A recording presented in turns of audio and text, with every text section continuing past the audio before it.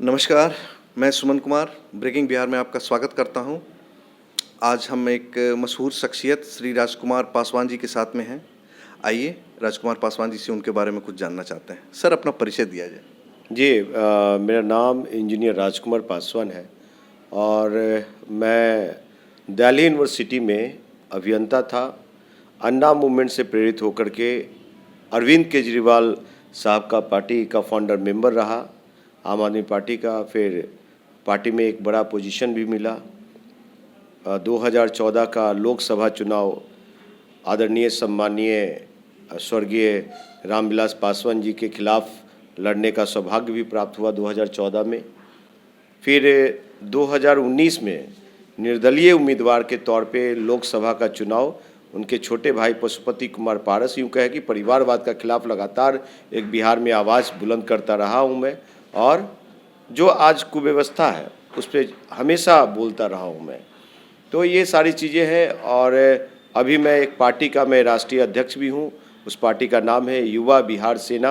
राजनेता के तौर पर अभी आप जाने जाते हैं। इसके पहले के अपने जीवन के बारे में कुछ बताइए। आप क्या करते थे, कहाँ रहते थे और आपने क्या क्या किया? देखिए, हमारी ज़िंदगी बहुत ही संघर्ष से आगे बढ़ी। मेरे पिताजी कोई बिजनेसमैन नहीं थे, क्लास 1 ऑफिसर नहीं थे। मेरे पिताजी मामूली सा एक छोटे से पद पे सचिवालय में कार्यरत हैं, अभी भी हैं वो। और बहुत कष्ट से मुझे पढ़ाया, इंजीनियर बनाया उन्होंने। उनके भी बहुत सारे ख्वाब थे, सपने थे, लेकिन उनके सपनों पे मैं खड़ा नहीं उतर पाया। अचानक एक मूवमेंट का हिस्सा बना, उसमें मैं त्यागपत्र दे करके और राजनीति में आ गया। और स्टूडेंट के जिंदगी में भी मैं बहुत संघर्ष किया, ट्यूशन भी पढ़ाया, रात को वेटर का काम भी किया, शादी ब्याह में भी वेटर का काम भी किया करता था, होटलों में जाया करता था, फिर मैं अपना पढ़ाई पूरा करता था। तो बहुत कष्ट के साथ ज़िंदगी मेरा संघर्ष में रहा। और अभी भी राजनीति में भी, मैं बिहार की राजनीति में हूँ तो संघर्ष कर रहा हूँ मैं। मैं सोने का चांदी का चम्मच लेके पैदा नहीं हुआ कि मेरे पिताजी मुख्यमंत्री हैं, मेरे पिताजी केंद्रीय मंत्री रहे हैं। ये मेरी पहचान नहीं है। मेरी पहचान खुद की है। और आगे भी अगर जाऊंगा, बिहार की कुर्सी पे जाऊंगा, चाहे देश की कुर्सी पे जाऊंगा, चाहे सांसद बनूंगा या विधायक बनूंगा, तो अपनी खुद की पहचान के बेस पे बनूंगा। 2014 से पहले दिल्ली यूनिवर्सिटी में आप एक अभियंता के तौर पर जाने जाते थे। अचानक से आपका फिर राजनीति में प्रवेश क्या सेवा भाव था या मेवा भाव था? देखिए, दिल्ली यूनिवर्सिटी में मैं बहुत ही अपने जो डिपार्टमेंट की व्यवस्था थी, दिल्ली यूनिवर्सिटी की जो इंजीनियरिंग डिपार्टमेंट है, वहाँ का जो व्यवस्था था, वहाँ का जो सिस्टम था, उस सिस्टम में मैं फिट नहीं हो पा रहा था। यानी कि ईमानदारी की टोपी पहन करके आप कहीं भी सर्वाइव नहीं कर सकते। आपको मतलब कि आप इंजीनियर हैं तो देश के कोई भी इंजीनियरिंग डिपार्टमेंट में आप काम करते हैं तो आपका हाथ ये गंदा होना, काला होना तय है। तो मैं छोड़ करके, और एक लगा कि देश बदलने वाला है, एक आम आदमी को, गरीब आदमी को, वंचित शोषित निर्धनों को अधिकार मिलने वाला है अन्ना मूवमेंट से। तो मैं उसमें पार्टिसिपेट किया और मैं नौकरी छोड़ करके चल दिया दिल्ली यूनिवर्सिटी। बहुत सारे लोगों की ये शिकायत है आपसे कि आप हमेशा अपने आप को दुसाध पुत्र राजकुमार पासवान कहकर संबोधित करते हैं। तो क्या हर चीज़ में जातिगत संबोधन करना ये उचित है क्या? श्री बाबू के समय से जो जातिवाद का बीज रोपा गया, और जगन्नाथ मिश्र, लालू प्रसाद यादव, नीतीश कुमार, रामविलास पासवान, और यूपी में भी चले जाइए, उत्तर प्रदेश में भी मुलायम सिंह यादव, ये लोग सब क्या है, मायावती क्या है, ये सब जाति खुल करके जातिवाद का बढ़ावा दिया। आज जो पूरा बिहार, उत्तर प्रदेश जो है, खास करके बिहार की बात करूंगा तो बिहार जो है जातीय कैंसर में लिप्त है। आपको बता दूं, मैं 2 बार लोकसभा का चुनाव लड़ा। उस लोकसभा के चुनाव में ये बातें उठी, वो स्वर्ण जाति से हो और भी अदर बैकवर्ड से हो, वो साफ खुल करके कहे कि राजकुमार पासवान जी, आप बहुत अच्छे बौद्धिक समझ रखते हैं, आपसे बेहतर कैंडिडेट कोई नहीं है, आपके टक्कर में नहीं है, लेकिन क्या आपकी जाति आपके साथ है? आज अगर हम लोग किसी भी क्षेत्र में किसी भी कैंडिडेट को किसी भी पार्टी के द्वारा अगर टिकट दिया जाता है तो टिकट देने के पहले एक आधार उसकी जाति भी होती है। तो आपके कहने का मतलब है कि पूर्ववर्ती सरकार में जो भी लोगों ने जातिगत संरचना की उसको आप आगे बढ़ाएंगे? अभी मैं आने वाले समय में जो अक्टूबर का महीना आएगा तो 31 अक्टूबर को बिहार में कभी भी पासवान महारैला नहीं हुई, और सभी जातियों के, ब्राह्मण, भूमियार महारैला, तेल पिलावन लाठी घुमावन यादवों का महारेला, कुर्मी चेतना रैला 94 में हुआ, वैश्यों का हुआ, चंद्रवंशी का हुआ। आपको बता दें कि ये मल्लाह का भी कमजोर से कमजोर जाति का महारेला, लेकिन आज तक पासवानों का महारेला नहीं हुआ। तो पासवानों को इसलिए महारेला हम उचित समझते हैं कि आज जो लालू प्रसाद यादव की सरकार में पासवान जाति को सबसे ज़्यादा उसके साथ मतलब उनके जाति का समाज का नरसंहार हुआ, उनके समाज का नरसंहार हुआ और वो जाति को अपने अधिकारों से वंचित रहना पड़ा, और उनकी क्या कहते हैं शिक्षा से वंचित रहना पड़ा, नौकरियों में भागीदारी से वंचित किया गया लालू और राबड़ी की सरकार में। वही हाल नीतीश और भाजपा की सरकार में है। लेकिन पासवान जाति के बारे में तो कहा जाता है कि इस जाति के सभी जातियों के साथ काफ़ी मधुर संबंध रहे हैं, शुरू से मधुर संबंध रहे हैं। और पासवान जाति के लोगों को अगर आप देखते हैं तो पता चलता है कि हर एक पार्टी में अच्छी तादाद में है।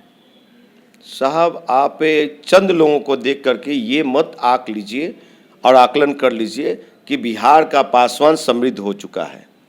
आपको बता दें कि 50 सालों की राजनीति जीवन में, रामविलास पासवान जी की 50 सालों की राजनीति जीवन में अगर पासवान आगे बढ़ गया होता तो आज मुझे कहने की जरूरत नहीं होती कि मैं दुसाध पुत्र हूँ। और आपको बता दूं कि मैं जातिगत राजनीति पे कभी विश्वास नहीं किया, मैं वैज्ञानिकवाद पे विश्वास किया हूं। मैं वो वैज्ञानिकवाद जो डॉक्टर बी.आर. आम्बेडकर साहब ने सपना देखा था, गांधी ने देखा था, लोहिया ने देखा था, कर्पूरी ने देखा था। आपको बता दूं कि ए.पी.जे. अब्दुल कलाम आजाद साहब ने जो 20वीं शताब्दी की भारत और बिहार देखा है, उस बिहार की कल्पना करता हूं, उस देश की कल्पना करता हूं। लेकिन आज जो बिहार में जातीय कैंसर है उससे बाहर कोई नहीं निकल पा रहा है, और मैं निकालना चाह रहा हूं। तो एक तरह से क्या है कि एक बड़ा समुद्र में एक छोटा सा कंकर मारने जैसा है। तो मुझे भी कहीं न कहीं लगा कि नहीं, पहले अपनी जाति को ठीक करो।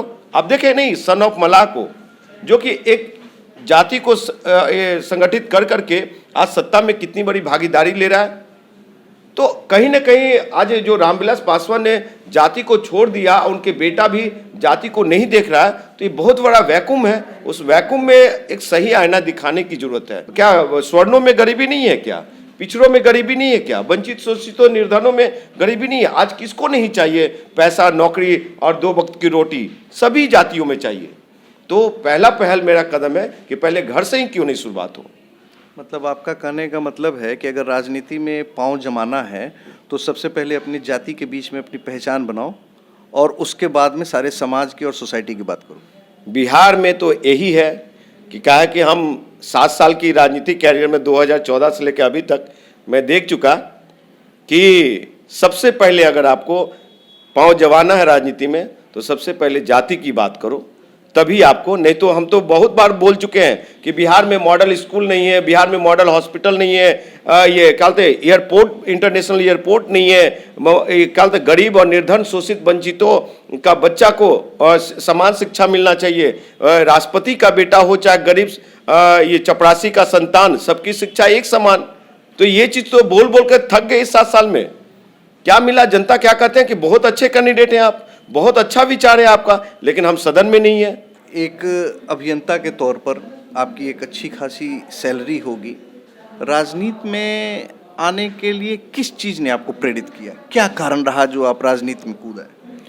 देखिए, हमने लोहिया को पढ़ा, हमने कर्पूरी को पढ़ा, हमने गांधी को पढ़ा, हमने आम्बेडकर को पढ़ा और भी बड़े बड़े जो महापुरुष हैं उनको पढ़ा। ए.पी.जे. अब्दुल कलाम साहब को भी मैं पढ़ा।